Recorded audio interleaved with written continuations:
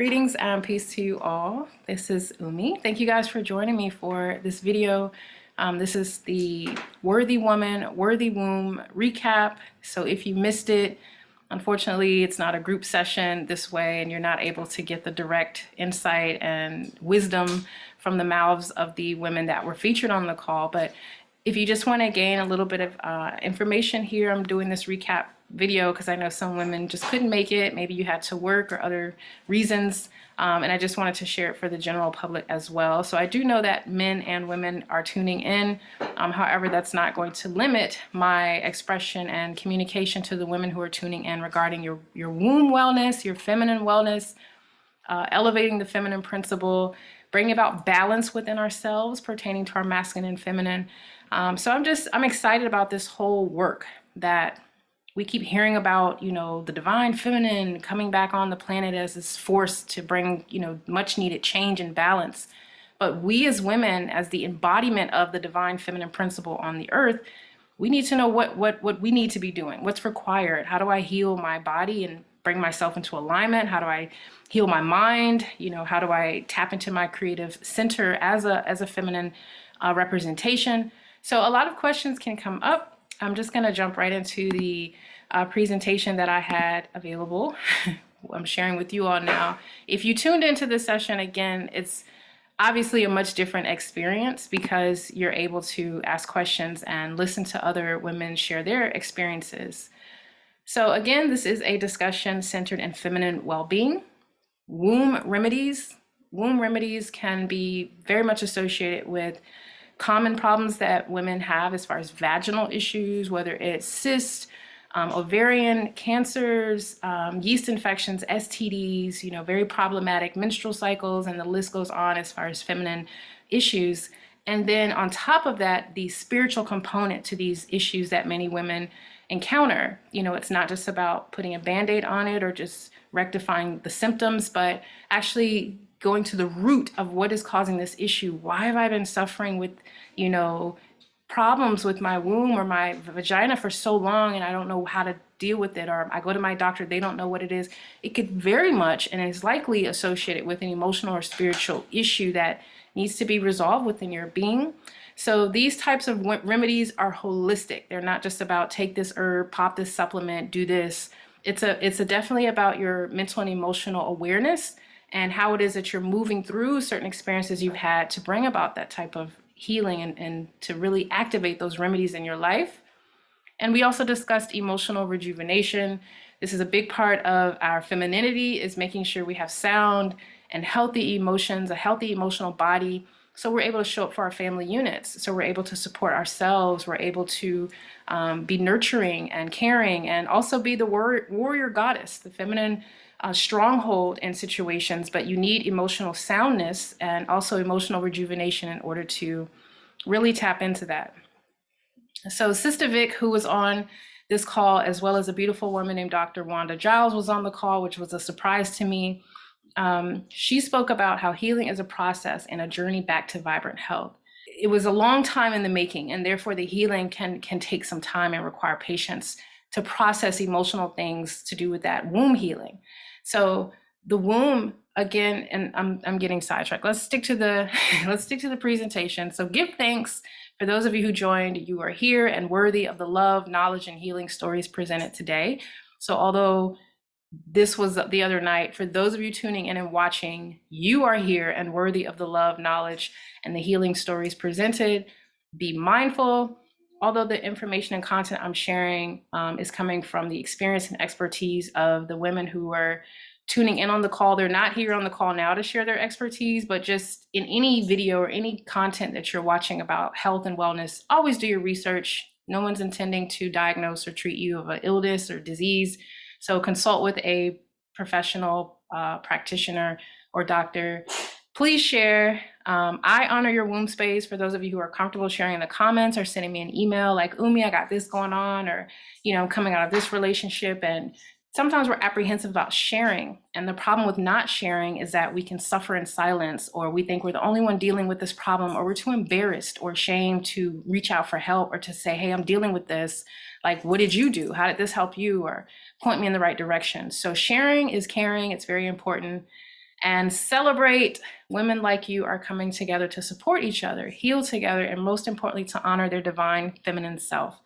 I'll be honest, I'm not the most sisterly, sisterhood kind of person. Like, I don't always have, women at my house, or I'm always on the phone with women. I've always kind of thought I was a bit challenged when it came to friends, having girlfriends and things like that. Just being busy and focused on my family and life, that I kind of didn't welcome as many relationships as I should. But I long for that, and I spoke it out, and I've been working on not being so distant from the women in my circle, women in my community. So I do celebrate the fact that Spirit put it on my heart to reach out, get out of my comfort zone, and really start engaging more women and having these discussions and just loving on one another in a positive way. Well, how else would you love on someone? But just pouring into one another and sharing positive feedback with one another. So that's quite different than what the picture mainstream can paint about women, and especially minority women, women of color, that it's always strife and dissension and arguments and drama. Not at all. We can definitely get together and support each other and create healing spaces. So now that you're here, let's be intentional. Write some things down, really reflect on this. Nothing frustrates me more about myself and even working with others than to have the knowledge but not apply it. So knowledge is not power unless it's applied. So the things you hear that resonate, don't just pin it, don't just write it down. See how you can apply these things. See how you can actually put the knowledge into practice so that you can see how it's benefiting your life, and we're not caught in these loops and cycles of just complaining and going to the same people with the same stories, same drama. You have to be the change you wish to see. So my first question to the group was, what does being a worthy woman mean to you? How do you identify as a worthy woman? Or do you see yourself as a worthy woman? How do you resonate with the word worthy? So we talked a little bit about this in the previous group session we did on self-worth and self-love, that we kind of have to assess, well, what are my thoughts on worthiness? And as a woman, how do I feel worthy? Like, what factors contribute to my sense of worthiness? Are they external? Is it coming from within? Do you feel worthy of love, worthy of rest, worthy of the good things in life? Do you feel worthy of a good, respectable partner? So what does being a worthy woman mean to you? What does having a worthy womb mean to you? This could be anything from, girl, my womb is clean. I've been free from any issues. I'm very selective and I have great boundaries when it comes to my partners and relationships. Like, what for you feels like my womb is worthy? It's healthy. I don't have typical painful cramps, or I'm not carrying around years of trauma or baggage from certain experiences I've had. Just loving your own womb. Do you have certain aversions to pleasure? Do you feel uncomfortable about your body image and how your womb is just how you experience your femininity? Are you frustrated with your femininity, frustrated with how it is that it's expressed in relationships? So a lot to think about for those of you who are just kind of thinking maybe for the first time, like, okay, well, I know I'm a woman and I've got a vagina, but what about your womb space, that which houses your creative expression and your passivity, your ability to be receptive, to nurture and to love? So again, food for thought on what a worthy womb means to you. So what we went into next was the conversation. I posed the question to Sister Vic, as well as Dr. Wanda, who was on the call. The conversation: much has changed in women's healthcare and wellness, yet many things remain the same. What do you feel we are missing individually as women and collectively? So I got some great, the group got some great feedback about what Dr. Wanda and Sister Vic are witnessing as they deal with women and clients and patients, like what they're witnessing in terms of what women need. And a big portion of this is to have certain conversations where they feel heard. They can, express themselves without shame or embarrassment or guilt. And they can address things like incest and molestation or sexual impotency, like low libido, menstrual issues, like to have a conversation where you're not being prescribed something after a couple of minutes of sharing, but you're actually being heard on a deeper level. So that was something that I thought was interesting. She mentioned that the conversation is somewhat not what it needs to be. We need to have more of these spaces where women can get help and resources, and we're not, secretly trying to heal ourselves, just looking up everything on Google. So next we talked about, what am I healing? What are you healing? What part of me is crying out for renewal, release, healing, and transformation? So all of us have a certain part of us that may be crying out for some healing, some transformation. And as long as we're functional, we tend to slide it under the rug. We tend to ignore those deeper needs. So really assess, as a woman, what am I really healing? If I'm on this path of healing and transformation and rebirth, what am I wanting to be birthed into that's different than where I was or what I was? So exploring that. If you're feeling like, you know what, I want a partner, but I like being alone. I don't like anyone getting too close to me. I'm afraid of intimacy. And I want to heal that part of me that's afraid of letting someone in, letting my guards down, opening up, being softer. A lot of women can struggle with being soft and feeling like their masculine attributes really outweigh their feminine qualities, and it can push away potential partners. So just think about what for you it is that you're healing, if anything at all. Next, we spoke on the taboos. Are there conversations you as a woman still struggle to address as respects your feminine journey? So again, this can be so many various different things, as every woman is different. The taboos could be simply that you weren't allowed to talk about your vagina or sex or the feminine body at all growing up. And so your questions around menstruation, your questions around intimacy, sexual intercourse were kind of, you had to figure it out for yourself. You had to ask around. And so there could be other taboos related to pornography, related to masturbation, related to being touched as a child that it just doesn't come up. You don't talk about it. The family doesn't bring it up. You've never gotten any type of emotional counseling as a result of, as a consequence of those things that you experience. So there could be a host of things that represent the taboos in sexual wellness and feminine wellness that you haven't addressed. And that's what these spaces are designed for. So obviously within an hour and a half or roughly 2 hours of our group session, there were quite a few things we couldn't touch yet, but I do plan to host more of these sessions soon so we can kind of remove the layers. And if you were there for the first session, session 2 and session 3, we're gonna remove some of those layers that maybe in the first session women were a bit apprehensive about talking about, and that's okay. We also talked about opportunities. With more and more knowledge and resources becoming available, what opportunity is happening now to change or uplift the way we care for ourselves?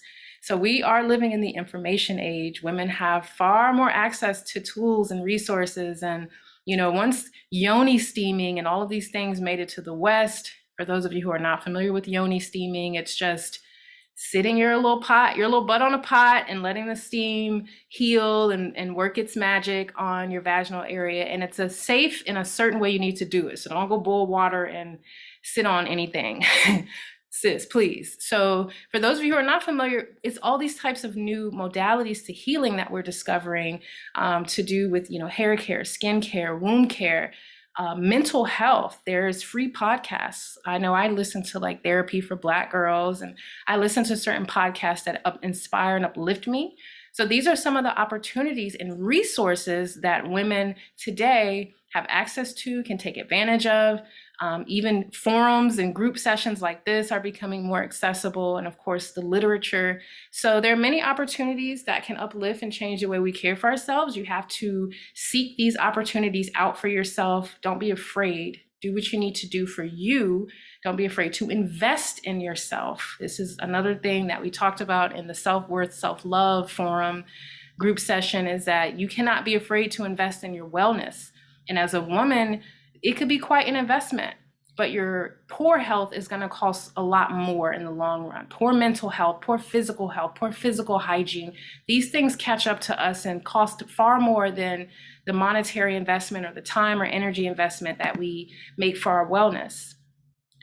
So today we are going to affirm, I am going to affirm, today I'm honoring my mental and emotional needs. Today I'm honoring my mental and emotional needs. Today I'm honoring my mental and emotional needs. And you can say that every day. And that could simply mean taking some time away. Let me step back for a minute. Let me get my thoughts together. Let me not answer that call. Let me go and sit and process some things before I come back to work or come back to this issue or back to this conversation. So do what you need to do to honor your emotional and mental well-being. That's first and foremost an everyday thing. Because the moment we start compromising our emotional and mental health, the moment we start rebelling against our plan for health and wellness because something's distracted us or this person needs us, then we begin to forsake our own health and well-being. And we don't want to do that. So as a woman, you have to love yourself enough to know what your boundaries and limitations are. And you have to love yourself enough to know what it is that you have to contribute this lifetime, and nothing is going to limit that contribution, such as distractions and poor health and bad relationships. We're going to do away with those things that have limited and blocked our potential to wake up the divine feminine with amongst other women in our neighborhoods, communities, families, schools, office and workspaces. We have to kind of be like that light that ignites and sparks inspiration and change and, empowerment for other women based on how we treat ourselves. If I love myself, take care of myself, I'm in good spirits, I'm smiling, my skin's doing right, my hair's I have no reason to bring hostility and envy and hate and anger and bitchiness to my workspace, to my home space. I don't have a reason for that. So the self-love is going to really be a great remedy for those of you who I have an attitude problem and I know it. You need some self-love because that's where it starts. Somebody can love you all day and they put up with you and tolerate you and, they're compassionate.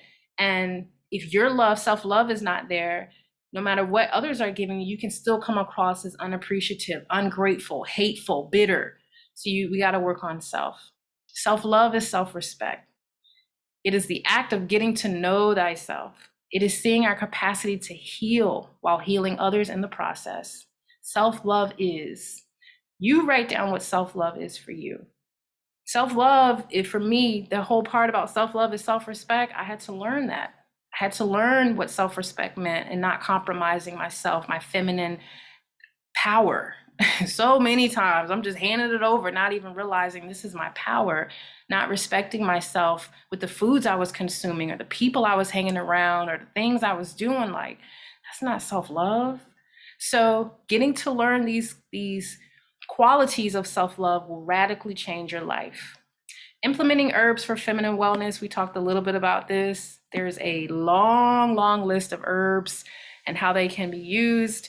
I definitely would encourage women to do their research with working with herbs for yoni steaming or just for your teas or tonics or tinctures, is to get to know the herbs and work with them. Start with things that you can get at your local store, such as peppermint, ginger, lavender you can get at a local pharmacy, at a local, I'm talking about the plant, the flower. You can get at a local nursery, like Plant Place, Lowe's or whatever. You can get a lavender plant, but you can also get your herbs in many cases in essential oil form, not all, but herbs like lavender, peppermint, chamomile.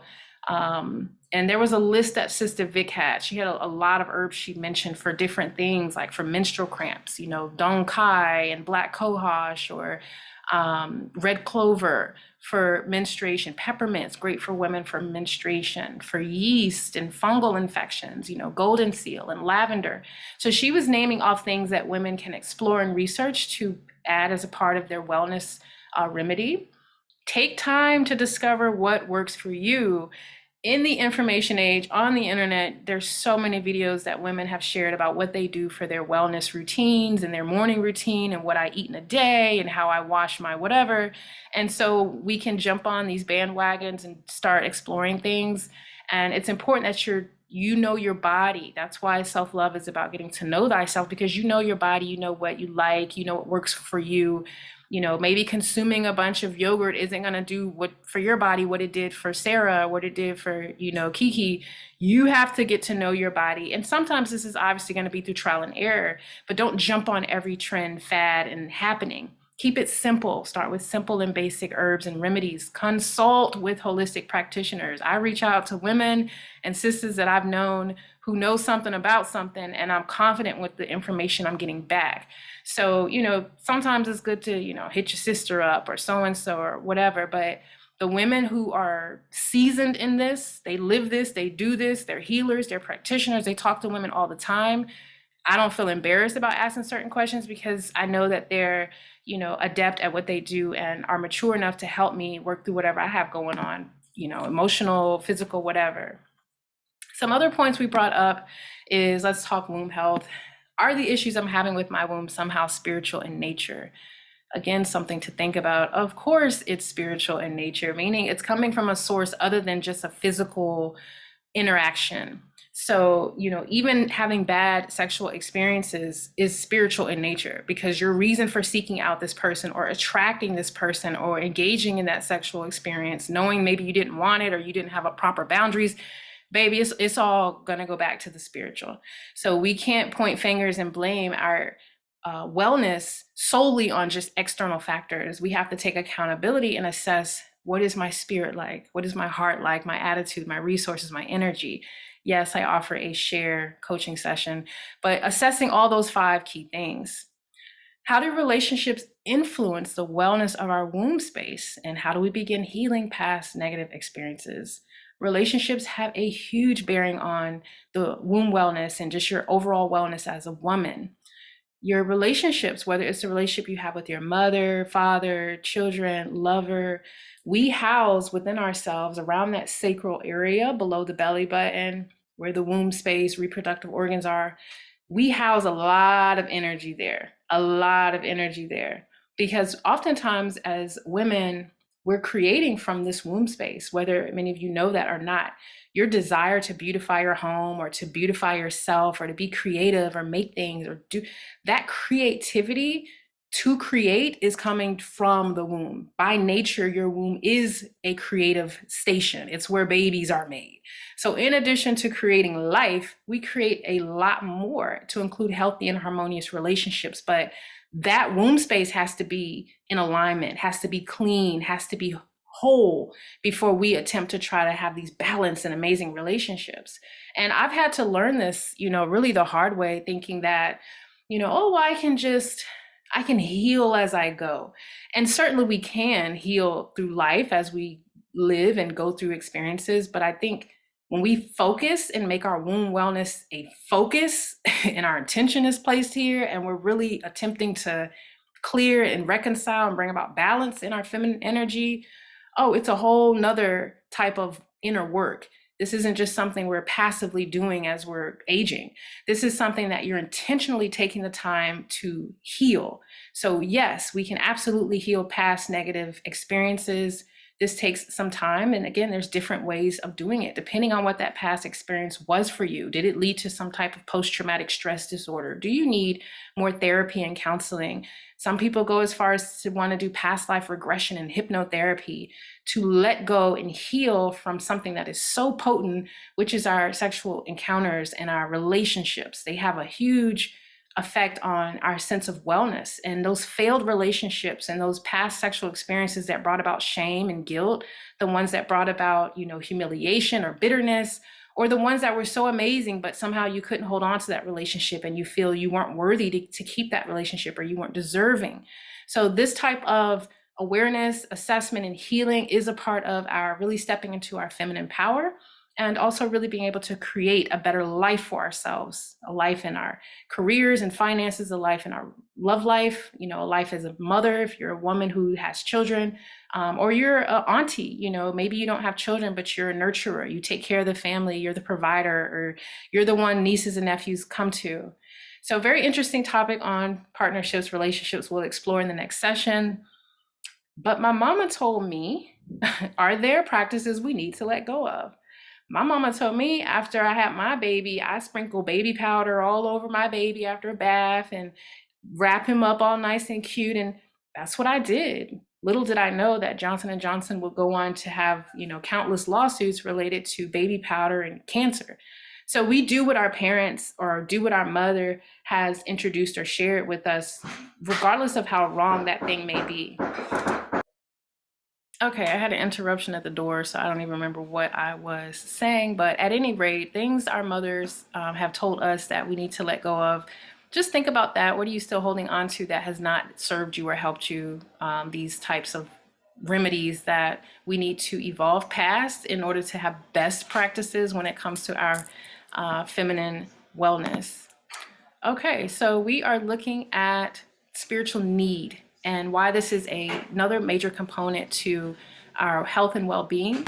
Does this apply to men? Of course it does. But as women, and as as we get more busy with life and parenting and our work and whatever projects and businesses we have going on, there could be a tendency to overlook our spiritual need or kind of put it on the back burner or just kind of half-ass our spiritual practices and rituals and routines. So you have to make sure that what you're doing, you're not just doing it out of like a habit, like, okay, I go to a service and I just go just to go. Are you benefiting? Are you being fed and filled up? Do you feel stronger after, going to a particular place of worship or after reading your scriptures? After a meditation, how do you feel? So getting out in nature, this is a very spiritual practice for many women when they go spend time out, walk barefoot, sit by a tree. And I don't just mean 2 or 3 minutes, but actually indulging in time spent in nature as a way to heal and to connect with the divine feminine mother nature, the most high, to marvel at what the creator has perfected and presented for us to enjoy. So time in nature, time in self-reflection, whether that's during your baths, during your walks, just meditation at work, you go sit in the car and just do a 10 or 15 minute reflection so you're not triggered by people and bothered by people. So just food for thought, recognizing your spiritual need and what part that plays in your overall wellness. So for some of you, it may be dancing wildly in the living room. It may be burning your sage and incense and doing your rituals and working with your ancestors. There are so many different spiritual systems and religious practices that can serve you if you explore those things seriously and determine what works best for you, that puts you in a state of fulfillment, peace, you feel tranquility or you feel you're not alone. And if you're like, well, Umi, I've tried these places, I've tried this healing center, I've tried working with these people, and I always find myself alone. I don't want anything to do with it. That's fine. You don't have to go and join a club. You can definitely maintain your spiritual soundness and awareness and meet that spiritual need just in your personal practices, your personal relationship with God. So honor what has worked for you. But if you are a bit stagnant, if you are a bit, what's the word? But yeah, if you're in these spaces where you're feeling like you're not as productive or progressive in your emotional and spiritual wellness, then you might want to get a little more aggressive about implementing the things you're learning. So you know the knowledge, but are you putting it into practice? You know what you can do to uplift your spirit and be in a higher vibration, but are you actually doing that? Are you finding yourself sinking into complaints and dissatisfaction? So definitely see what works for you. Something else I wanted to address that I didn't have in the slides is it has a lot to do with childbirth and women who are mothers or have endured childbirth, or women who've had miscarriages, women who, for one choice or circumstance or another, have had an abortion, women who have infertility, struggling to get pregnant, struggling to start a family. There are a lot. Childbirth and womb wellness and mental health just around childbirth and parenting is a video in and of itself. But because I'm speaking of overall women's wellness and womb health, I do want to make sure that I address that, because I've had a miscarriage. I've had 3 children. I've had C-sections. I know the emotional toll that parenting and the toll your body endures when you have a child, and the changes we go through as women and postpartum. And it's a lot. It's a lot to discuss, but it's definitely a conversation worth having, where women should at least be able to listen in, at least be able to voice their pain and be heard, at least express how they felt about their birthing experience, or, the process and the journey to conceiving. So I just wanted to put that out there for those of you who'd like to specifically address more topics around motherhood and nurturing and the body as it pertains to childbirth. definitely reach out, definitely share your thoughts and insights on that, because times have changed as it pertains to childbirth. Women are having or forced to have far more cesarean sections. There are a lot more miscarriages now, especially with the amount of toxins and pollutants in our environments and our products. And so this can make women feel inadequate and can definitely challenge their sense of self-worth. Sacred woman, you are beautifully made and wonderfully adorned with love from on high. Rise up and know that you are worthy. So that is something, a message that I'm here to share with those of you who feel like you're not worthy, who feel like you've done too much, gone too far, you're broken, you're damaged. Whatever the thing is that has put you in a place where you don't feel worthy, I'm here to give the message that you are. By the fact that you're watching this video, you're seeking, you're searching, you're learning about ways to improve your situation, your life, your character, your emotional state, whatever that is, that in and of itself should let you know I'm worthy of the answers that I seek. The very fact that I'm seeking these answers, I know I'm worthy to receive them. So just honor yourself, and wherever you are, recognize your mistakes, those life lessons, however difficult they may be, equip you to get through future things that come up. It equips you to help other people. It equips you to stand your ground and to learn the power and beauty of boundaries and self-respect and self-love. So you're being taught. And humble yourself and live in gratitude at the fact that I'm being taught.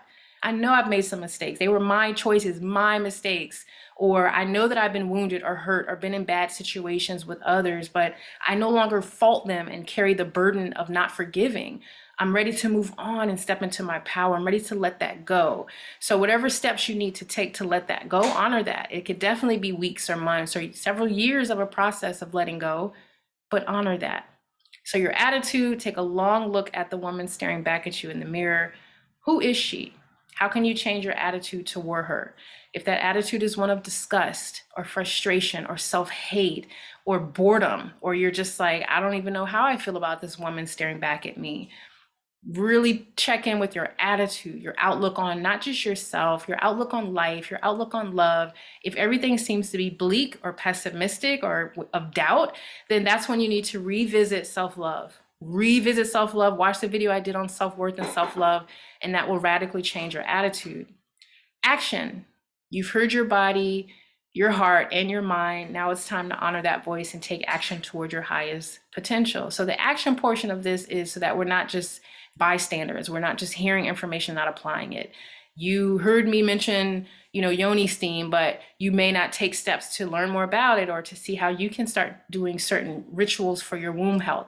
So take action, take the steps, do the research, reach out to sisters in your community who are holistic practitioners who can guide you.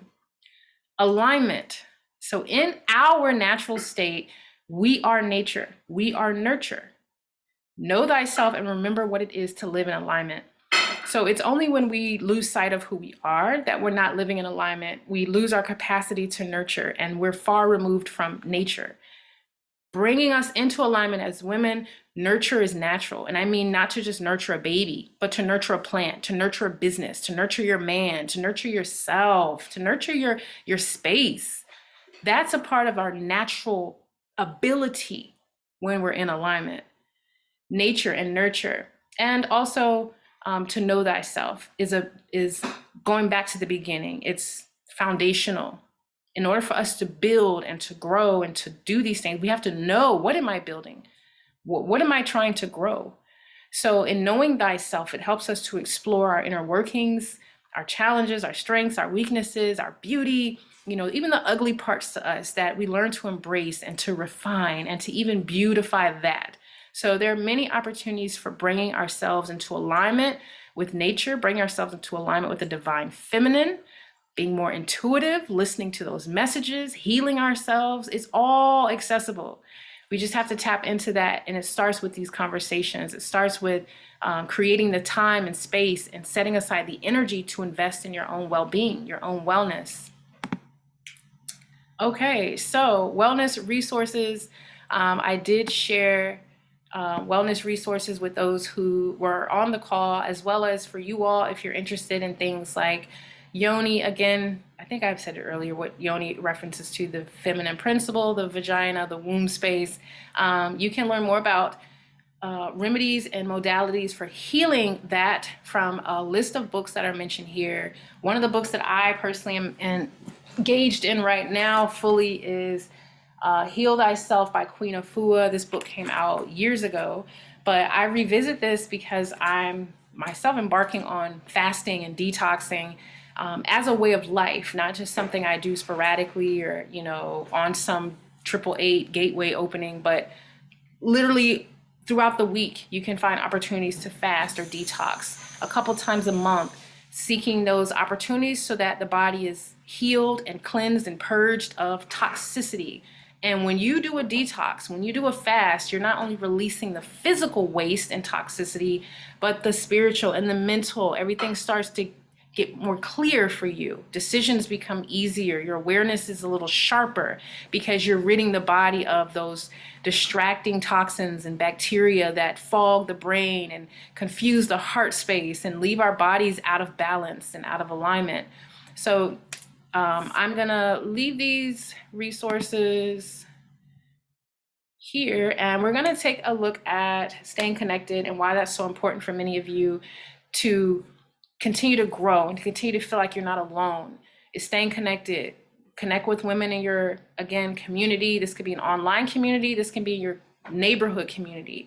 So I have women that I meet sometimes and it's a hi and bye, and I don't follow up with those relationships oftentimes because I'm like, oh, I have a life, they have a life. And if the need to stay connected doesn't seem strong, I often can be like, nice to meet you, and I'll keep it moving. But then I think about it later that, I could have done more to find out what she does or about her business or about, who she is. And I feel like I could do a little more. So I'm learning to do more in supporting women in my community by just checking in on them, or not necessarily trying to be besties and meet all these new female friends.